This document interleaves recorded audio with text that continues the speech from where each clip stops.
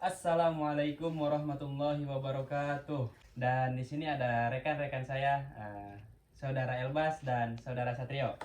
Di sini kami akan berdiskusi tentang realita kehidupan sehari-hari di era atau pada zaman pada masa saat ini, yang terkadang banyak isu atau permasalahan, juga contoh berita-berita anak yang membangkang atau melawan kepada kedua orang tuanya.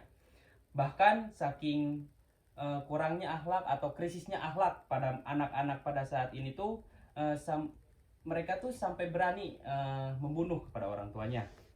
Nah, maka dari itu kita akan membahas tentang bagaimana sikap yang seharusnya kita terapkan kepada orang tua kita.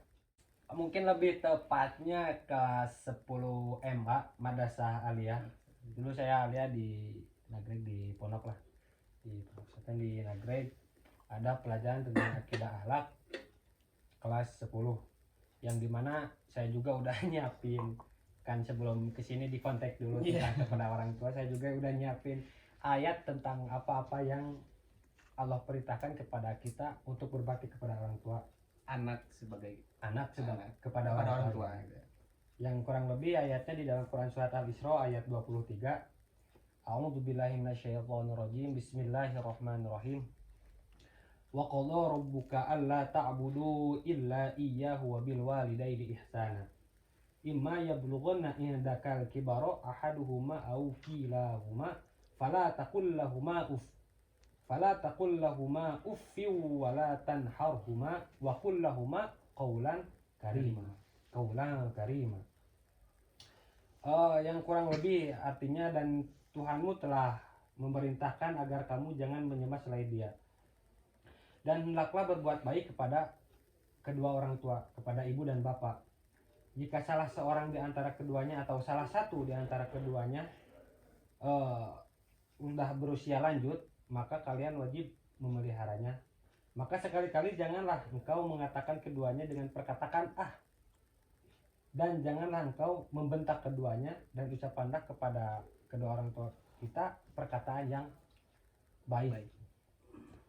Apa yang tadi dikatakan sama saudara saya Mang Opik tadi ya, bahwa emang di dalam realitas sekarang di zaman milenial kita berbeda dengan dahulu-dahulu. Bahkan ada berita-berita yang berani bahwa anaknya berani membunuh kepada orang tuanya. Sedangkan di ayat tadi wala taqul lahuma janganlah engkau berkata kepada keduanya dengan perkataan Artinya ketika kita diperintah oleh kedua orang tua kan dengan perintah yang baik, atau contoh misalnya dulu ketika kita masih kecil kita suka diperintah oleh orang tua, mang kadieu misalkan, pang meserkeun beas ka warung, pang meserkeun minyak ka warung. Mah meni abi wae tah, jangan itu teh kan. Juga jangan kamu menolak gitu. Berkata juga jangan, apalagi menolaknya gitu, di dalam ayat tersebut. Apalagi kalau misalkan emang si anak ini itu menyakiti atau misalkan membunuh gitu ya kepada orang. Wah, itu udah keluar, udah kelewatan sih. Mungkin sekarang masuk kepada gimana sih adab yang seharusnya kita seorang anak tuh kepada orang tua gitu. Silakan.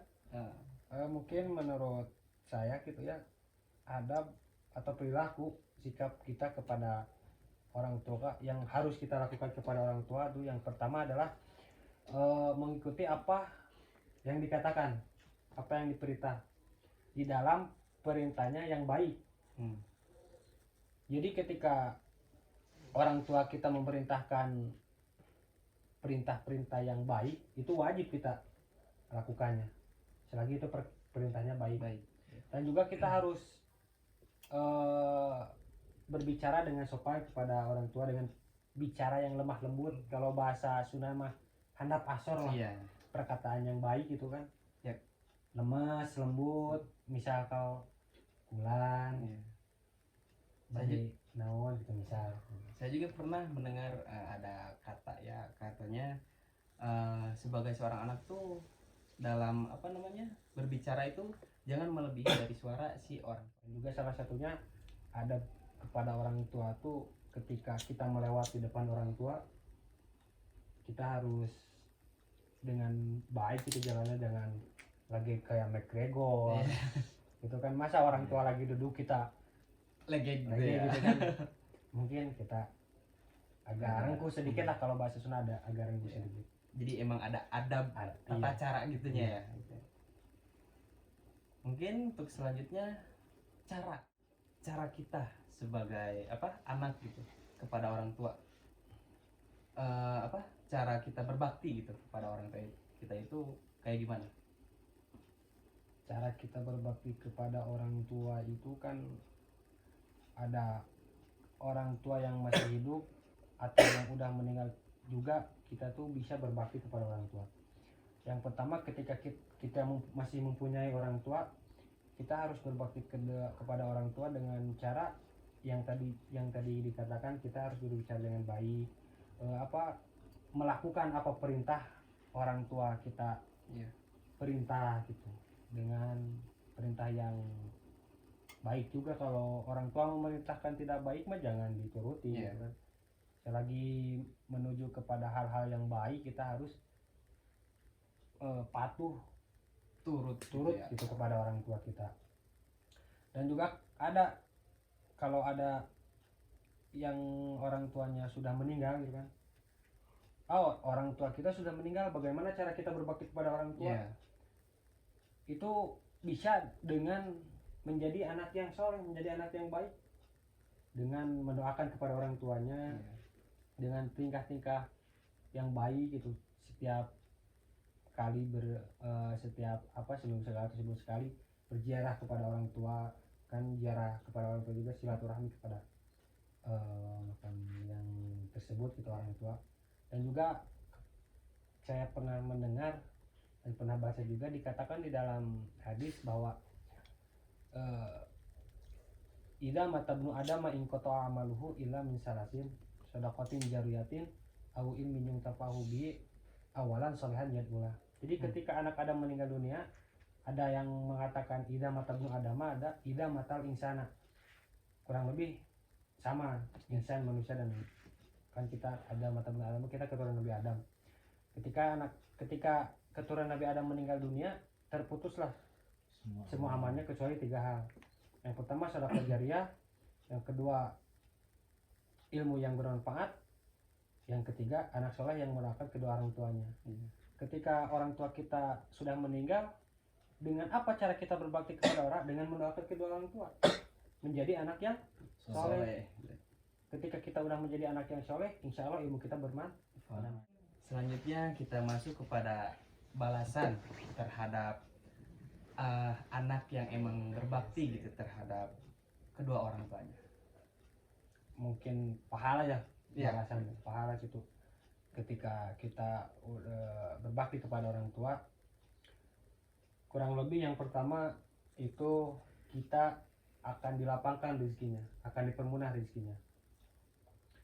Dan juga insya Allah kita akan ditambah usia dengan keberkahan-keberkahan yang ada di dalamnya, berkat kita berbakti kepada orang tua. Dan juga insya Allah ke depannya ketika kita meninggal gitu, kita mempunyai amal dengan berbakti kepada orang tua, insya Allah kita akan dimasukkan oleh Allah Subhanahu Wa Taala ke dalam surganya Allah Subhanahu Wa Taala. Ngedenger gitu bahwa ada hadis yang emang menyebutkan ibumu lalu bapakmu gitu ya, bahwa surga itu di bawah telapak kaki ibu.